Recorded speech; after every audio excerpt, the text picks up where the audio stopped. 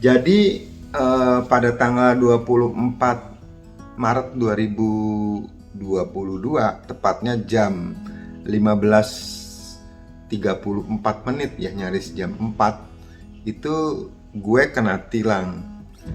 Namanya etle, tilang elektronik di wilayah Rawamangun. Nggak seperti biasanya sih. Gue bisa kena tilang ya. Mungkin ini sesuatu ya, pengalaman sih buat gue. Nah, suratnya itu datang 3 hari setelah tanggal 24, DP 24, 25, 26. Nah, 26 surat itu datang ke rumah bahwa gue ada bukti-buktinya, dapat 3 lembar. Lembar pertama lembar pemberitahuan dan panggilan. Lembar kedua itu ada lembar isi formulir yang harus gue isi, dan lembar ketiga itu lembar bukti bahwa gue tuh ada buktinya nih, mobil gue itu menerobos lampu merah. Mungkin pas kuning tanggung kali ya. Ya gue nggak bisa berdalih karena ya memang udah ada bukti secara video sama foto-foto. Ya udahlah, gue jabanin aja deh. Gue pengen tahu sejauh mana deh kalau kena tilang elektronik. Ternyata tuh kalau kita bicara tilang tuh ada dua. Ada tilang online secara elektronik, ada juga tilang offline. Ya tilang offline itu ya itu kalau ada polisi misalnya kena ganjil genap, atau kamu melanggar, ada polisi yang memang menyalahi prosedur, ya kamu akan ditilang di lapangan langsung, tindak langsung di lapangan. Nah itu dikasih deadline waktu, gue coba isi formulir tersebut. Nah kebetulan tanggal 1 tuh pas ganjil mobil gue belanja, gue ada waktu nih pagi-pagi, karena di situ diberitahukan di surat tersebut mulai jam 8 sampai jam 14, jadi waktunya nggak panjang.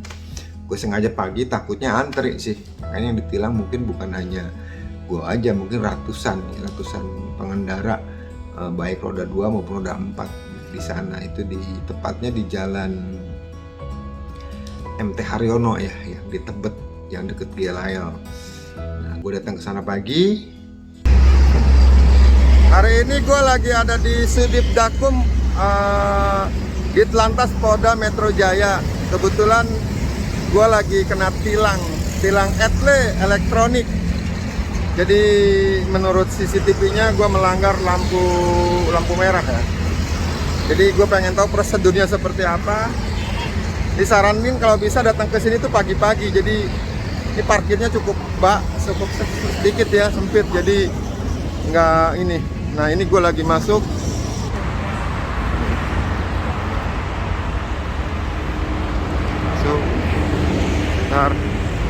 Nah katanya dari sini kita harus ngambil antrian.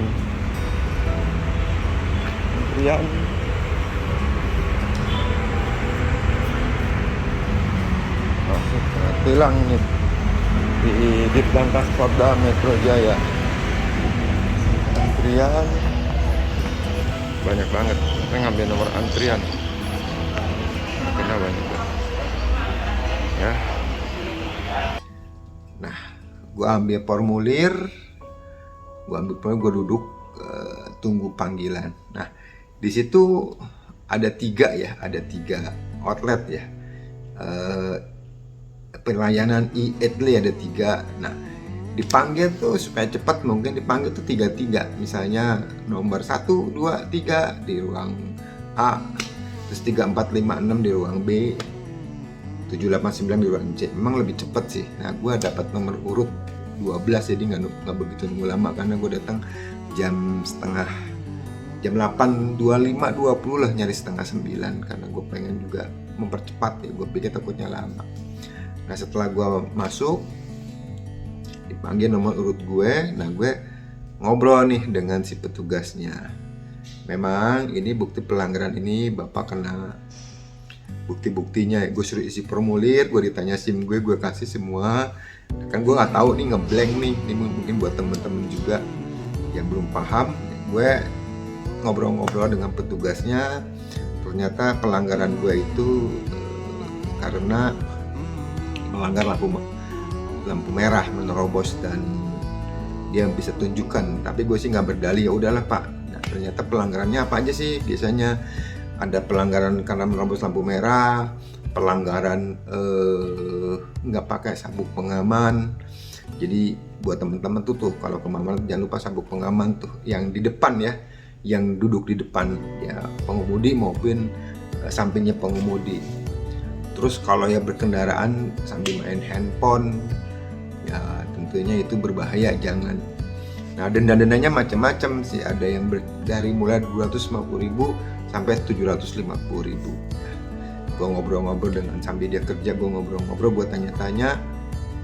Nah, ternyata etle itu sudah diterapkan di seluruh Indonesia. Nah, untuk DKI sendiri ini adalah percontohan, dia bilang. Jadi udah ada 80 titik etle di Jakarta.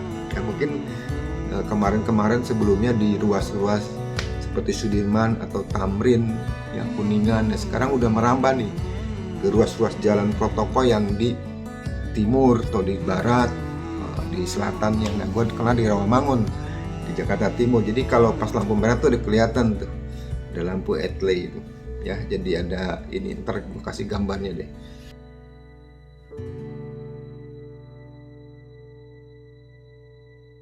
Apa sih prosedurnya? Ternyata prosedurnya di situ gue sebagai istilahnya ada data pemilik mobil dan data si pelanggar yang mengendarai lah, itu diwakilkan, bukan harus pemilik ya.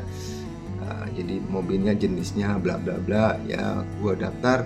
Nah di sana di kepolisian situ tidak menerima dendanya. Ternyata sistem dendanya itu mereka masukin dan kita harus bayar di 2 bank, dia bilang, Bank BCA dan Bank BRI. Jadi udah kerjasama dengan Polda Metro Jaya, mungkin 2 bank itu. Cuma disarankan lebih bagus kalau pakai ATM, ya, takutnya struknya nggak ada atau ada sistem yang belum terkoneksi. Disarankan sih store langsung ke bank tersebut. Kebetulan gue nggak punya BRI dan dibilang seberang Pak ada Pak kantor perwakilan atau perwakilan Bank BRI di gedung BNSP, ya gue kesana lah nyebrang. Ini habis dari Samsat kita dapat bukti surat pelanggaran seperti ini ya. Tadi dikasih di kantor Ditlantas Poldanya. Terus kita harus bayar. Ada 2 sih bank yang kerjasama, BCA, Bank BRI. Cuma disarankan ke BRI. Ya bisa lewat ATM ataupun langsung menuju kantor BRI, Bank BRI terdekat. Ya, ini kebetulan gue lagi ada di kantor Bank BRI yang beramat di MT Haryono, tepatnya di gedung BNSP. Ini kita lagi antri nih. Kita semua lagi pada bayar ini. Bayar apa? Bukti tilang itu sama bapak-bapak ini. Kita antri nih bayarannya. Yang akan dipanggil satu-satu. Mungkin setelah ini kita nggak boleh pulang. Setelah ini kita ke kantor lagi, ke kantor Samsatnya. Terus nih dari dari Bank BRI ya, kita udah bayar. Ini bukti pembayarannya. Ntar kita tadi kena tilang deposit 500.000. Ntar katanya ada sidang secara online. Kayak gimana prosedurnya gue juga belum begitu paham. Tadi dari Bank BRI ya, ini dapat berkas sama ini. Kita harus fotokopi. Di fotokopi masing-masing 3 rangkap untuk dikasih ke polisinya untuk pembukaan blokir. Ya.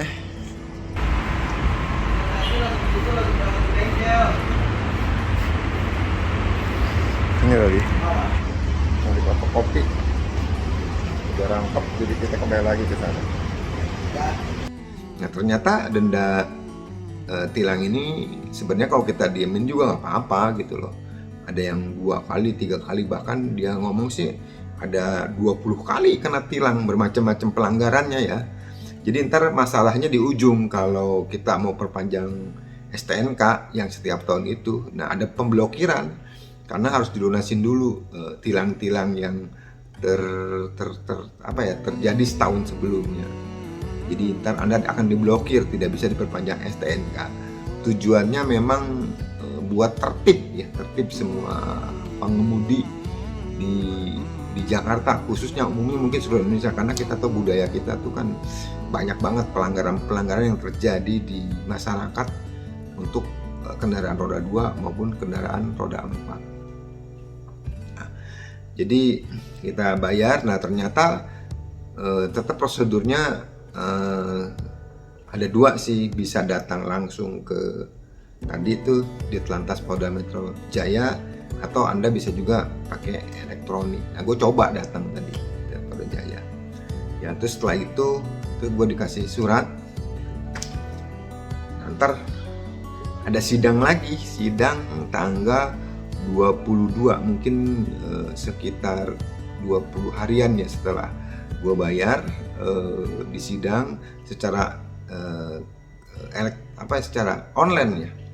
Online juga pakai tilang kejaksaan. Ntar ada sistemnya, gue belum coba ya karena masih tertutup. Gue coba buka ya, gue tunggu setelah sidang di tanggal 22 untuk memberitahukan jadi berapa pelanggaran yang gue kenakan denda, karena gue udah deposit nih di BRI tadi 500. Dia bilang sih sekitar 200.000, jadi gue akan tarik lagi nih nilai uang gue 300.000. Beres nih, tadi di kopinya udah gue ambil, tinggal ntar sidang itilang sidang kejaksaan.